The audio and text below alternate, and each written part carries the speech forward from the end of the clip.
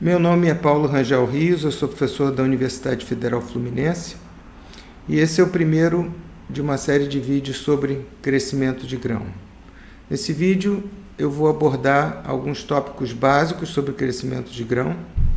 Eu vou falar primeiro de policristais, vou falar das leis de Platô e das consequências topológicas, por que as interfaces no fim das contas são curvas, a pressão e potencial químico através das interfaces, por que as interfaces se movimentam, com a força motriz para que essas interfaces se movimentem, a velocidade da migração dessas interfaces, e vou me perguntar por que ocorre o crescimento de grão e tirar algumas conclusões.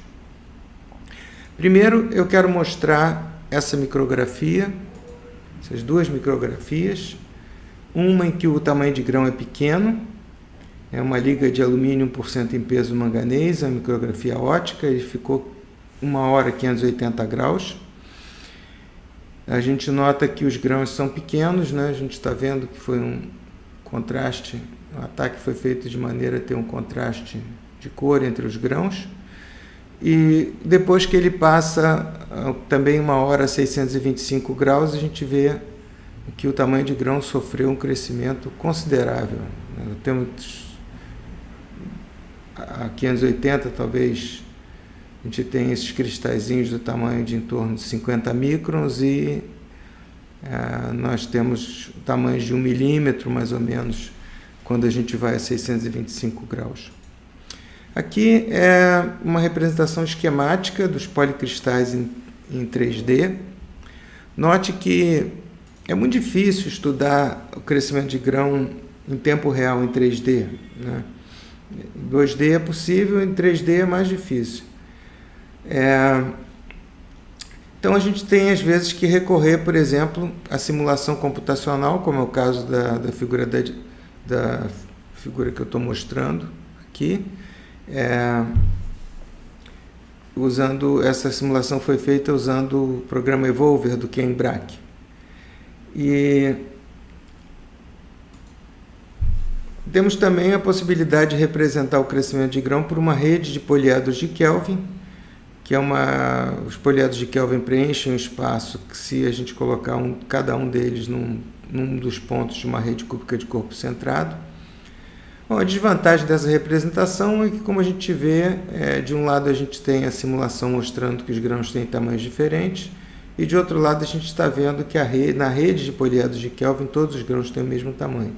Isso é uma limitação bastante séria, mas que resultados que a gente tem obtido mostram que essa é uma representação razoável, apesar de tudo, de uma rede policristalina.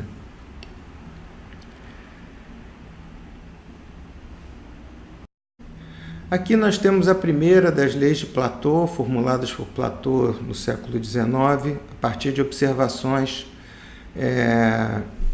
em bolhas de sabão. Na verdade, o sistema de bolhas, né, é análogo ao um policristal, se a gente imaginar que todas as energias interfaciais do policristal são iguais. Então, essas leis foram, naturalmente, o policristal é opaco em geral e as bolhas são transparentes, então é muito mais fácil observar esse tipo de coisa em bolhas de sabão. Foi o que ele fez. Ele observou, por exemplo, essa é uma foto 2D, né, mostrando uma seção, na seção são 3 interfaces que se encontram num ponto, e nesse ponto existe o equilíbrio entre as 3 interfaces. Nota que elas são curvas para poderem estar em equilíbrio. Esse equilíbrio implica que os 3 ângulos diedrais são iguais, 2π sobre 3 ou 120 graus. Tá certo? Elas se curvam para que na aresta que elas têm em comum, que está entrando no plano do papel, elas estejam formando esse ângulo, elas estejam em equilíbrio. A segunda lei de Platô, que é bastante interessante, diz respeito aos vértices. 4 arestas se encontram no vértice. Esse ângulo que essas arestas formam é o chamado ângulo tetraedral, né? Um ângulo sólido, e ela está representado aqui pela figura do tetraedro, né? O ponto que está no centro do tetraedro é o vértice do policristal, né? Um dos vértices do policristal, e as três em vermelho são quatro arestas saindo desse ponto, né? Então, idealmente, cada ângulo tem o chamado ângulo tetraedral. Esse é um tetraedro regular.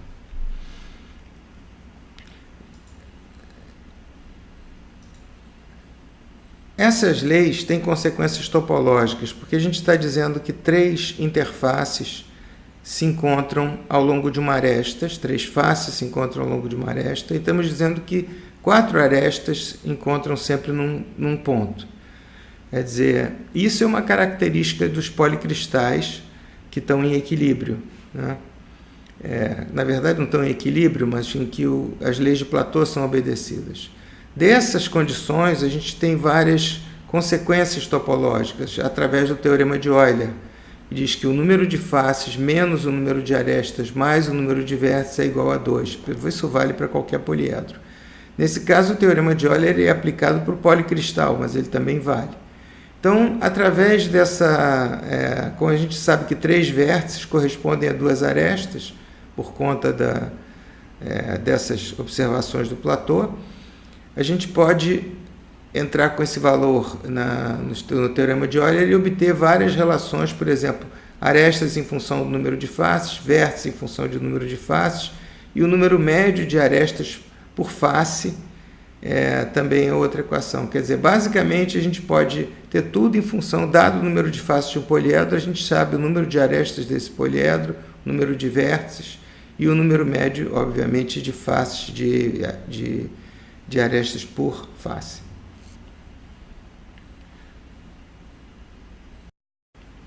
Agora nós vamos entrar numa questão um pouquinho mais complicada, deixa eu tirar minha imagem daqui, que é o movimento das interfaces. Primeiro nós vamos falar na força motriz para o movimento das interfaces. Se a gente tem, por exemplo, uma bolha, ou pode ser também uma esfera, um monocristal dentro de uma matriz monocristalina também bastante extensa, mas é mais fácil, é claro, pensar que é uma bolha, e P0 seria então a pressão atmosférica. Existe uma diferença de pressão entre o interior da bolha, eu não vou provar isso aqui, mas é fácil provar, e o exterior da bolha. E essa diferença de pressão é dada pela equação que está escrita ali, é P1 igual a P0 mais 2 gama, onde gama é a energia interfacial entre a bolha e o exterior da bolha, e R1 é o raio da bolha. Tá certo?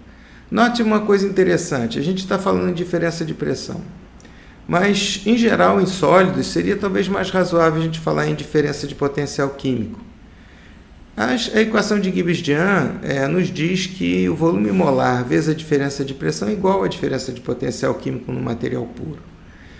Então, falar de diferença de pressão ou falar de diferença de potencial químico, do ponto de vista termodinâmico, é exatamente equivalente. Em geral, a gente acha que é mais fácil pensar em termos de pressão, que é uma coisa que a gente visualiza, do que em termos de potencial químico. Então, se a gente transforma em potencial químico, a gente tem a equação abaixo, que é exatamente equivalente à equação da pressão acima. Agora vamos ao que interessa, que é a diferença de pressão quando a gente tem duas bolhas adjacentes, ou dois cristais adjacentes. A gente tem um que é P1, outro que é P2, a pressão P2, e a diferença P1,2, quer dizer, a pressão de 2 menos a pressão de 1, é 2 gama 1 sobre R2 menos 1 sobre R1.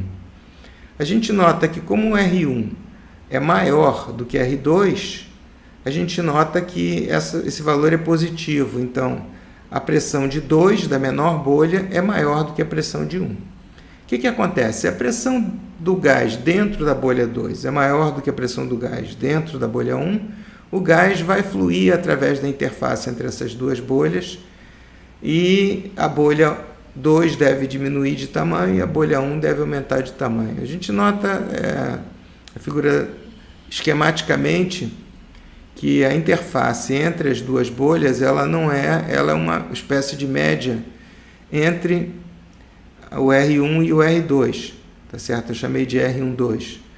Então, essa interface vai migrar, porque a bolha 2 vai diminuir de tamanho, essa interface vai migrar, está indicado pela seta vermelha, em direção ao centro de curvatura da interface, que, note, está fora da bolha. Tá certo? O raio de curvatura é R12.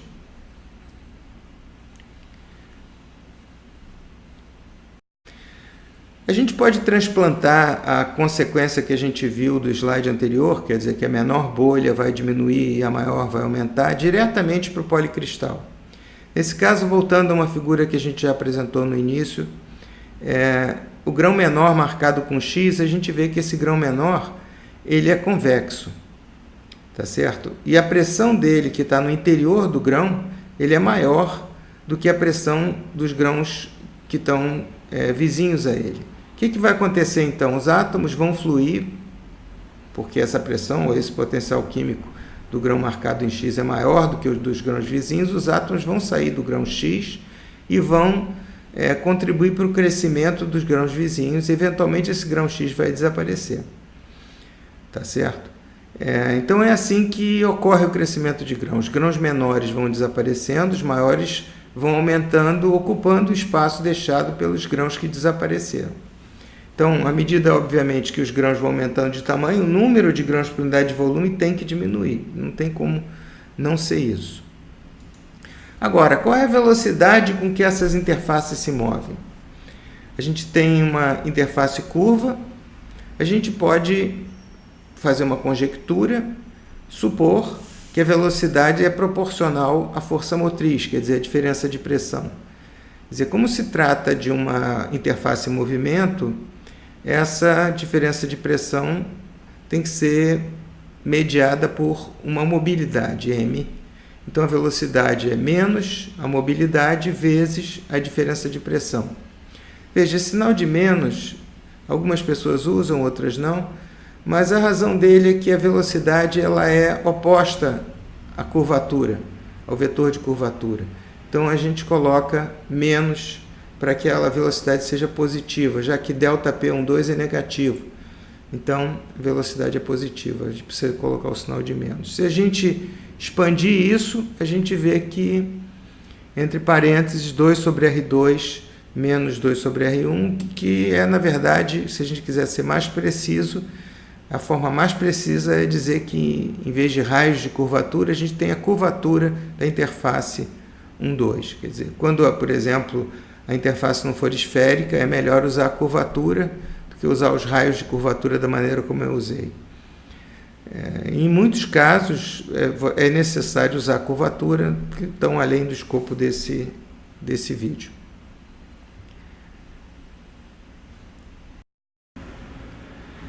Essa é uma pergunta que é feita frequentemente, uma dúvida. A gente sabe que a cada interface entre dois grãos existe uma energia interfacial associada. Ou, se a gente multiplicar a energia interfacial por unidade de área pela área, nós vamos ter uma energia livre devido a essas interfaces. Então, se a gente fizer o somatório sobre todas as interfaces, nós vamos ter que a energia livre contida no policristal é gama, energia interfacial, supondo que ela seja a mesma para todas as interfaces, vezes a área total. Então, quando a gente deriva isso, a gente vê que a energia livre diminui quando a área total diminui. A gente já viu que durante o crescimento de grão é exatamente isso que ocorre. O número de grãos por unidade de volume diminui, esses grãos são maiores, então, evidentemente, a área total diminui. Então, o DG menor do que zero é um critério de equilíbrio conhecido, quer dizer, quando as coisas não estão em equilíbrio e vão para o equilíbrio, a energia livre de Gibbs diminui, DG é menor do que zero. Uma outra questão é que quando as interfaces curvas se apresentam, a gente tem uma velocidade de migração dessas interfaces que é proporcional à curvatura dessas interfaces. Então, o que realmente provoca o crescimento de grão? É o decréscimo da energia livre interfacial ou é a curvatura das interfaces? Na verdade, a curvatura das interfaces, como nós vimos, ela é devida ao fato de que nas junções triplas e nas junções quádruplas nós temos equilíbrio que são as leis de Platô. Para, vamos dizer, obedecer esse equilíbrio, as interfaces têm que se curvar. E o fato delas se curvarem faz com que haja uma força motriz para o movimento delas. Na verdade, as duas coisas são inteiramente equivalentes. Só que a primeira fala da minimização da energia livre e a segunda fala sobre potencial químico ou diferença de pressão, né?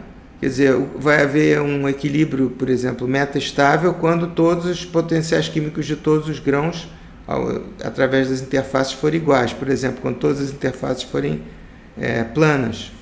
É claro que isso é difícil de acontecer. Em alguns sistemas é possível, sem entrar em detalhe aqui, mas, em geral, no caso do policristal normal, isso não vai acontecer. Nós vamos ter crescimento de grão. Então, não há nenhuma oposição entre decréscimo da energia livre e movimento das interfaces. Os dois são expressão da evolução do sistema em direção ao equilíbrio. Assim como a gente viu em termodinâmica, a gente pode minimizar a energia livre ou igualar os potenciais químicos para descobrir o estado de equilíbrio de um determinado sistema.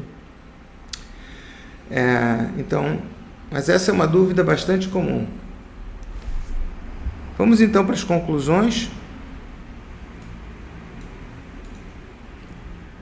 Como conclusões, eu posso dizer que os policristais decrescem a energia livre interfacial total através da migração dessas interfaces curvas, que seria o resumo do que eu acabei de falar. As interfaces se curvam de modo que o equilíbrio nas arestas do universo seja preservado, que são as leis de Platô. A velocidade é proporcional à curvatura das interfaces. Os grãos pequenos são convexos e os grãos grandes são côncavos. E o crescimento de grãos se dá pelo desaparecimento dos grãos menores e o crescimento dos grãos maiores. Fundamentais para o crescimento de grão, que eu não falei aqui, são as ditas transições topológicas, que vão ser discutidas em outro vídeo. Muito obrigado e até a próxima.